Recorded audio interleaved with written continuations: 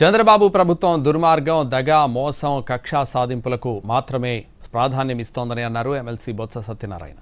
ప్రజలకు ఇచ్చిన హామీలను నెరవేర్చడంలో పూర్తిగా విఫలమైందన్నారు. రాష్ట్రంలో పోలీస్ శాఖ మాత్రమే యాక్టివ్గా పనిచేస్తోందని, ప్రశ్నించే వారిపై అక్రమ కేసులు పెడుతోందని విమర్శించారు. విజయనగరం జిల్లా రాజాంలో వైసీపీ కొత్త ఆఫీసును ప్రారంభించిన సందర్భంగా ఆయన ఈ వ్యాఖ్యలు చేశారు.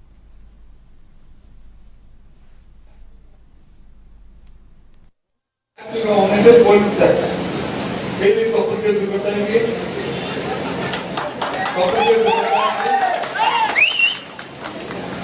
ఎవరినైనా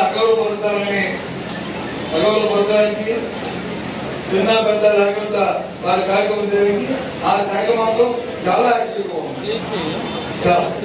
మిగతా శాఖలన్నీ పడుతున్నాయి.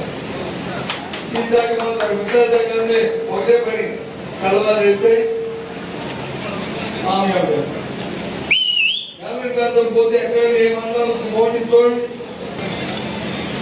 ఎంత కరప్షన్, ఎంత అవినీతి ఉందో ఏ కార్యక్రమం. కాబట్టి మనం ఏమి కష్టపడ